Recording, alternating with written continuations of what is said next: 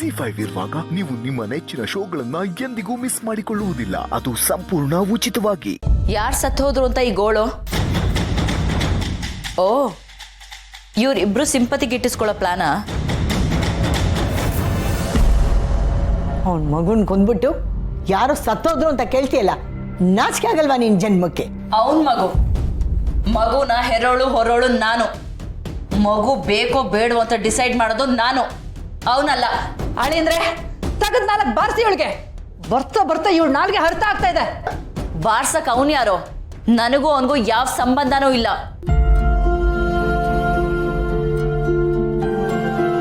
ಅಲ್ಲ ಅಮ್ಮ, ನಾನು ಡಿವೋರ್ಸ್ ಕೊಟ್ಮೇಲೂ ಇವನ್ ಯಾಕೆ ನಿಮ್ಮ ಹತ್ರ ಇಷ್ಟೊಂದು ನಾಟಕ ಆಡ್ತಿದ್ದಾನೆ?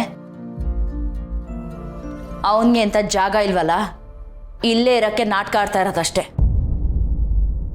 ಹೇಗಾದ್ರೂ ಮಾಡಿ ಇಲ್ಲೇ ಸೆಟ್ಲ್ ಆಗೋಣ ಅನ್ನೋ ಪ್ಲಾನ್ ಅಲ್ವಾ?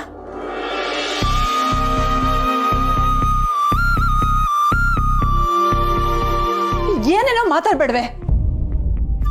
ನಾವಿಲ್ದೆ ಹೋದ್ರು ಅವನ್ಗೆ ಬದುಕು ತಾಕತ್ತಿದೆ.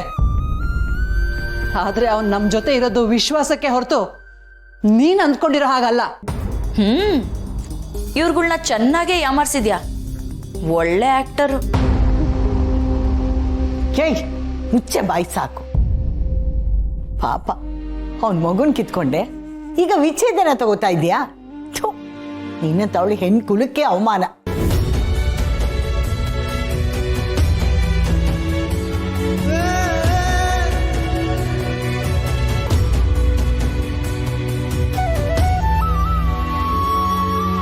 ಎಲ್ಗಪ್ಪ ಹೊರಟೆ?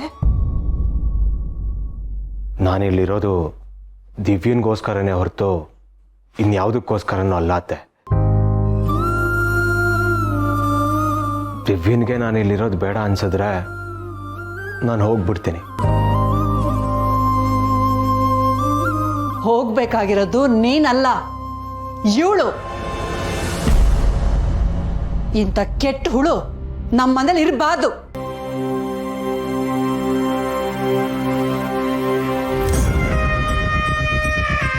ಅಮ್ಮ! ಏನೇ ಅಮ್ಮ? ಯಾವಳೆ ಅಮ್ಮ? ಯಾವಾಗ ನಿನ್ನ ಹೊಟ್ಟೆಲಿರೋ ಮಗು ತಗಸ್ದೋ ಅವಾಗ್ಲೇ ನಿನ್ ಪಾರಿ ನಿಮ್ಮಮ್ಮ ಸತ್ತು ಹೋದ್ಲು. ಮೊದಲಿನಿಂದ ಹೊರಡು.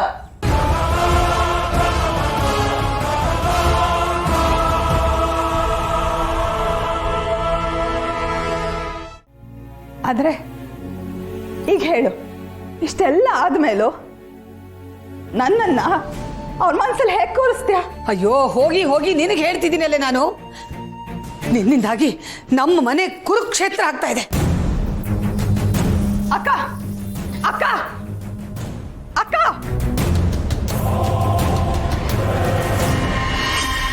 ಅತ್ತೆ ನಿಂತ್ಕೊಳ್ಳಿ. ಪದ್ಮ ಅವ್ರನ್ನ ಈ ಮನೆಯಿಂದ ಆಚೆ ಹಾಕೋದಕ್ಕೆ ನಾನ್ ಬಿಡಲ್ಲ.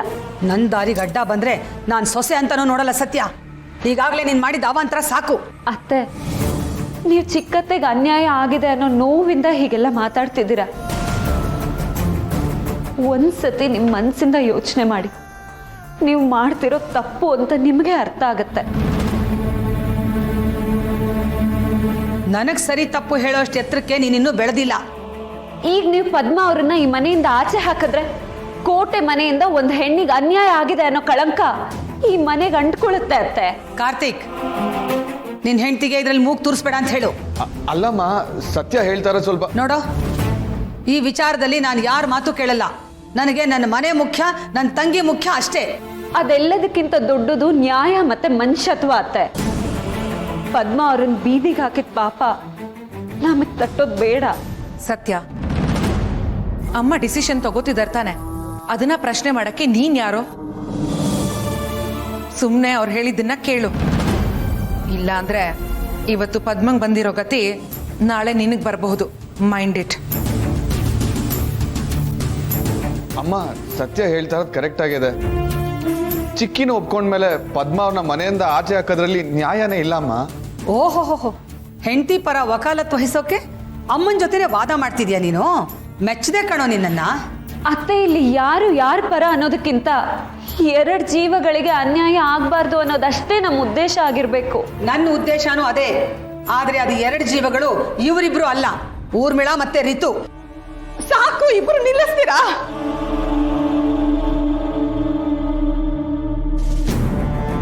ನಾನು ನನ್ನ ನಿರ್ಧಾರನ ಆಗ್ಲೇ ಹೇಳಾಗಿದೆ. ಇದ್ರ ಮೇಲೆ ಪದ್ಮ ಇಲ್ಲಿ ಇರಬಾರ್ದು ಅಂದ್ರೆ ಅದಕ್ಕೆ ನಾನೇನು ಮಾಡೋದಕ್ಕೆ ಆಗೋದಿಲ್ಲ.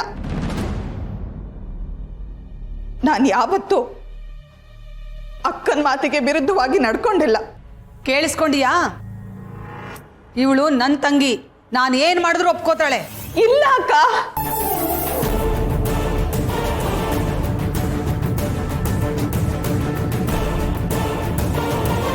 ಈಗ ನಾನು ಈ ಜವಾಬ್ದಾರಿನ ಸತ್ಯಂಗ್ ಕೊಡ್ಬೇಕು ಅಂತ ಅನ್ಕೊಂಡಿದ್ದೀನಿ.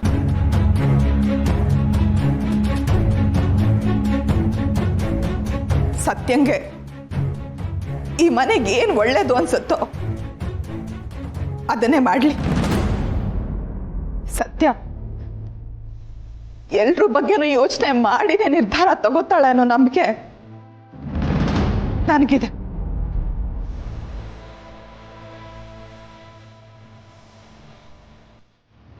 ಹೌದು, ಸತ್ಯ ಮಾತಿನ ಮೇಲೆ ನನಗೆ ನಂಬಿಕೆ ಇದೆ. ನೀನು ಹೇಳಮ್ಮ, ನಚ್ಚಿ ನಾಯಿ ಏನು ಮಾಡೋಣ ಅಂತೀಯ?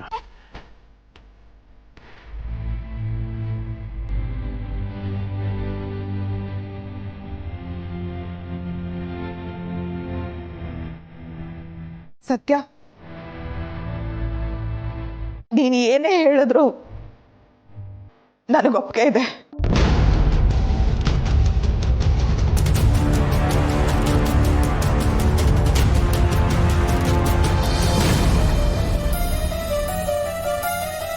ಪದ್ಮ ಮತ್ತೆ ಚಿಕ್ಕಮಾವನ ಮದುವೆ ಮನೆಯವ್ರ ಒಪ್ಪಿಗೆ ಇದ್ದು ನಡೆದಿದ್ಯೋ ಇಲ್ಲದೆ ನಡೆದಿದ್ಯೋ, ಆದರೆ ಅವರಿಬ್ರು ಗಂಡ ಹೆಂಡತಿ ಅನ್ನೋದು ಸತ್ಯ.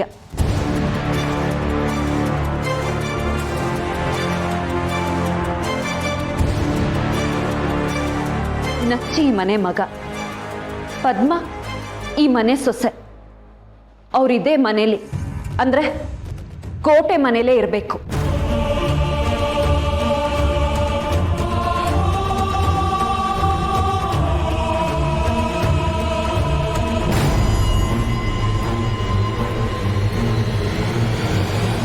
ರಿತುಗೆ ಇಲ್ಲಿ ಎಷ್ಟು ಹಕ್ಕಿದೆಯೋ ನಚ್ಚಿಗೂ ಅಷ್ಟೇ ಹಕ್ಕಿದೆ.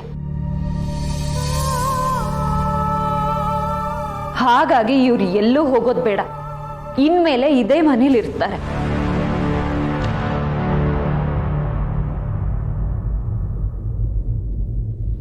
ನಂದು ಇದೇ ನಿರ್ಧಾರ.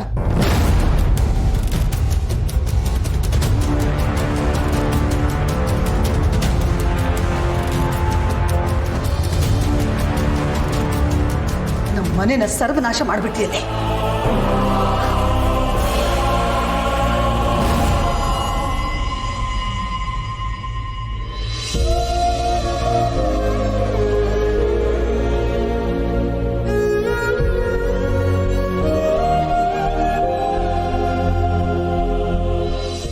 ZEE5 ಆಪ್ ಡೌನ್ಲೋಡ್ ಮಾಡಿ ಎಲ್ಲಾ ಸಂಚಿಕೆಗಳನ್ನು ಸಂಪೂರ್ಣ ಉಚಿತವಾಗಿ ನೋಡಿ.